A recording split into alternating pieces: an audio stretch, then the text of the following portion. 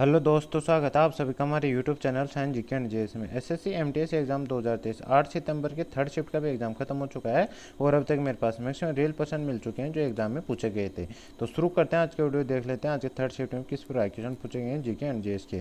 तो third shift में पूछा गया फर्स्ट क्वेश्चन है, ए सुटेबल बॉय पुस्तक किसने लिखी है? तो विक्रम सेठ ने लिखी है। विक्रम सेठ इसका राइट आंसर हो जाएगा। इस पर नेक्स्ट क्वेश्चन पूछा गया था, कोलेटरल शब्द का मतलब क्या होता है? तो कोलेटरल शब्द एक ऐसा एसेट होता है जो कोई लेंडर यानी ऋणदाता किसी लोन के लिए सिक्योरिटी के रूप में स्वीकार करता है, और कोलेटरल रियल एस्टेट या अन्य एसेट के रूप में भी हो सकता है जो लोन के उद्देश्य पर निर्भर करता है। तो गाइस, जो लोन लिया जाता है उसके ऋणदाता के रूप में सिक्योरिटी के रूप में जिसे स्वीकार किया जाता है उसे कोलेटरल कहा जाता है। तो ये इसका राइट आंसर हो जाएगा। इस पर नेक्स्ट क्वेश्चन है, वर्ष 2018-19 में सबसे ज़्यादा रबर उत्पादक राज्य कौन सा है? तो है केरल। केरल इसका राइट आंसर हो जाएगा। केरल भारत में रबर का सर्वाधिक उत्पादन करने वाला राज्य है। 2018-19 के आंकड़ों के अनुसार केरल भारत में कुल प्राकृतिक रबर उत्पादन का लगभग 75 से 80% उत्पादन करता है। तो इफेक्ट आपको ध्यान रखना है। और भारत में प्राकृतिक रबर उत्पादन के मामले में त्रिपुरा दूसरे स्थान पर है और तमिलनाडु तीसरे स्थान पर है। तो इफेक्ट आपको ध्यान रखना है। इस पर नेक्स्ट क्वेश्चन पूछा गया था,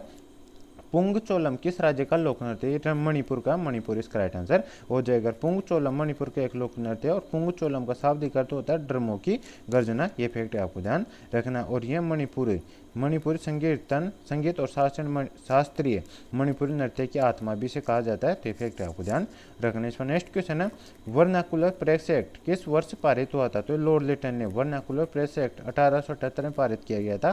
तो ये इसका 1878 इसका राइट आंसर हो जाएगा। वर्नाकुलर प्रेस एक्ट 1878 को गैंगिंग एक्ट के रूप में भी जाना जाता है क्योंकि यह अंग्रेजी और भाषाओं के अखबार के बीच भेदभाव करता था। तो इफेक्ट आपको ध्यान रखना। और 1878 में वर्नाकुलर प्रेस एक्ट का मकसद ब्रिटिश भारत में भारतीय भाषाओं यानी गैर अंग्रेजी के पत्र पत्रिका की स्वतंत्रता को सीमित करने इसका उद्देश्य था। और उसने शस्त्र अधिनियम 1878 भी पारित किया था जिसमें भारतीय बिना किसी लाइसेंस के हथियार ले जाने पर रोक लगा दी गई थी। मतलब किसी लॉर्ड लिटन ने ये जारी किया था और लिटन के उत्तराधिकार ने जो मतलब ये एक्ट था इसको लॉर्ड लिटन के द्वारा 1881 में इस कानून को निरस्त कर दिया गया था। तो इफेक्ट आपको ध्यान रखना है। इस पर नेक्स्ट क्वेश्चन पूछा गया था, विंग्स ऑफ फायर पुस्तक के लेखक कौन है? तो है एपीजे अब्दुल कलाम। एपीजे अब्दुल कलाम इसका राइट आंसर हो जाएगा। ये सेकंड शिफ्ट में पूछा गया था आज ही, और ये थर्ड शिफ्ट में क्वेश्चन पूछा गया है। तो ये भी आपको ध्यान रखना है। तो एपीजे अब्दुल कलाम इसका राइट आंसर हो जाएगा, जो 2002 से 2007 तक अब्दुल फकीर जैनुलब्दीन अब्दुल कलाम जो भारत के राष्ट्रपति भी रह चुके हैं। ये फैक्ट आपको ध्यान रखना है। 11वें क्रम के राष्ट्रपति थे। ये फैक्ट आपको ध्यान रखना है। इसमें नेक्स्ट क्वेश्चन पूछा गया था, भारत के किस राज्य में काल वैसाखी हवाएं आमतौर पर ग्रीष्म ऋतु के दौरान प्रचलित होती है? तो पश्चिम बंगाल में होती है। पश्चिम बंगाल इसका राइट आंसर हो जाएगा। ये मार्च अप्रैल तक होने वाली बारिश या पूर्व मानसून वर्षा को पश्चिम बंगाल में काल वैसाखी और केरल में कॉफी सावर कहा जाता है। ये फैक्ट आपको ध्यान रखना है। और काल वैसाखी हवाएं बिहार और झारखंड क्षेत्र से निकलती है और पूर्व की ओर बहती है और पश्चिम बंगाल और असम से टकराती है। ये फैक्ट आपको ध्यान रखना। इसमें नेक्स्ट क्वेश्चन है, मानव विकास सूचकांक में इंडिया के बाद किस देश का स्थान है? तो मानव विकास सूचकांक की बात करें तो 191 देशों में से 132वें स्थान पर भारत रहा था। और इसमें एशियाई देशों की बात करें तो एशियाई देशों में भारत के पड़ोसी देशों श्रीलंका 73वें स्थान पर, चीन 79वें स्थान पर, बांग्लादेश 129वें स्थान पर और भूटान 127वें स्थान पर इसमें रहा था। मतलब भारत से ये ऊपर रहा था। तो इनमें से कोई एक ऑप्शन में आएगा अपना राइट आंसर हो जाएगा। आपको कमेंट बॉक्स बताना गाइस कौन सा इसमें ऑप्शन में आया था और इसमें मतलब क्या क्या ऑप्शन में आए थे उनमें से बताना। तो इनमें से इन चारों में से एक ऑप्शन आएगा तो वहाँ इसका राइट आंसर हो जाएगा। जबकि पाकिस्तान मतलब भारत से नीचे रहता है 161वें स्थान पर है, नेपाल 143वें स्थान पर, म्यांमार 149वें स्थान पर रहा था। मतलब इनकी स्थिति भारत से बदतर रही थी। और हर साल यूएनडीपी द्वारा ये रिपोर्ट प्रकाशित की जाती है। तो इफेक्ट आपको ध्यान रखना। इस पर नेक्स्ट क्वेश्चन पूछा गया था, ज्योतिराजी या राजी का संबंध किस खेल से थे? एथलीटों से संबंधित है। एथलीटिक्स का राइट आंसर हो जाएगा। और केवल 20 साल की उम्र में ज्योति राजे ने वर्तमान महिलाओं की 100 मीटर बाधा दौड़ में सबसे तेज ये भारतीय हैं। तो इफेक्ट आपको ध्यान रखना है, यानी एक रनर खिलाड़ी है। तो इफेक्ट आपको ध्यान रखना है। इस पर नेक्स्ट क्वेश्चन पूछा गया था, खेलो इंडिया विंटर गेम्स की शुरुआत किस वर्ष हुई थी? ये 2020 में इसकी शुरुआत हुई थी। तो 2020 इसका राइट आंसर हो जाएगा। खेलो इंडिया यूथ गेम्स के कई संस्करणों की सफलता के बाद 2020 में पहला खेलो इंडिया विंटर गेम्स आयोजित करने का निर्णय लिया गया था। और पहला खेलो इंडिया गेम्स कब आयोजित किया गया था? तो ये नई दिल्ली में 2018 में आयोजित किया गया था। ये फैक्ट आपको ध्यान रखना। और खेलो इंडिया स्कूल गेम्स का नाम बदलकर 2019 में खेलो इंडिया यूथ गेम्स कर दिया गया था।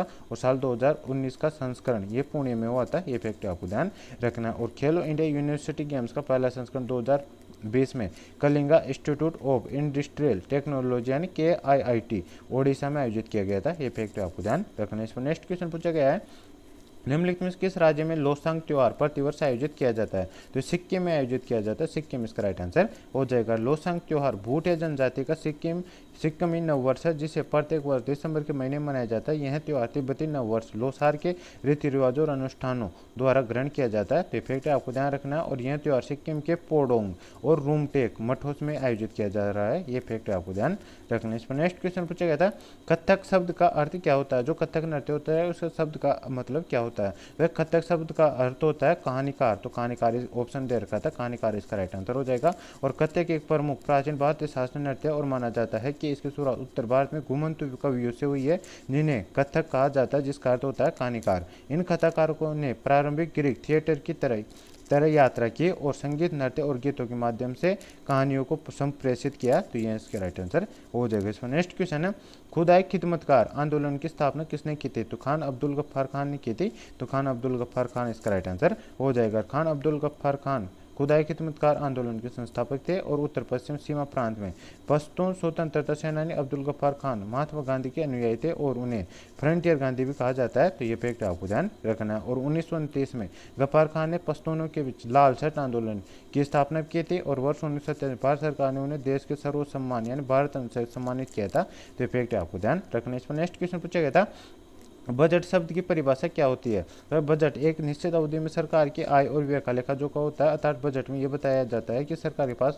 रुपया कहाँ से आया और कहाँ गया है। तो बजट ही इसका राइट आंसर, यह इसकी परिभाषा हो जाएगी। और बजट शब्द की बात करें तो बजट शब्द अंग्रेजी की भाषा बजूटो से बना लिया गया है, जिसकी उत्पत्ति फ्रेंच शब्द बगोटो से हुई है। और बगुटे शब्द की शब्द भी बगट से बना है, जिसका अर्थ होता है मतलब चमड़े का बैग होता है। तो इफेक्ट आपको ध्यान रखना। और भारतीय संविधान के अनुच्छेद 112 में भारत के केंद्रीय बजट को वार्षिक वित्तीय विवरण के रूप में निर्दिष्ट किया गया है, जो भारतीय गणराज्य का वार्षिक बजट होता है, जिसे प्रत्येक वर्ष फरवरी के पहले कार्यदिवस यानी 1 फरवरी को वित्त मंत्री द्वारा संसद में पेश किया जाता है। तो इफेक्ट आपको ध्यान रखना है। इस पर नेक्स्ट क्वेश्चन है, मेरे देश की धरती सोना उगले उगले हीरा मोती गाना के गायक कौन है? तो महेंद्र कपूर इसका राइट आंसर हो जाएगा। और यह गाना 1967 में सबसे पहले आई फिल्म उपकार का है। और इसकी बात करें तो इसमें डायरेक्टर मनोज कुमार है। ये फैक्ट आपको ध्यान रखना। और इस गीत को कलमबद्ध किया है और जाने माने गीतकार इंदुवर ने किया है। तो ये फैक्ट आपको ध्यान रखना है। और महेंद्र कपूर ने अपनी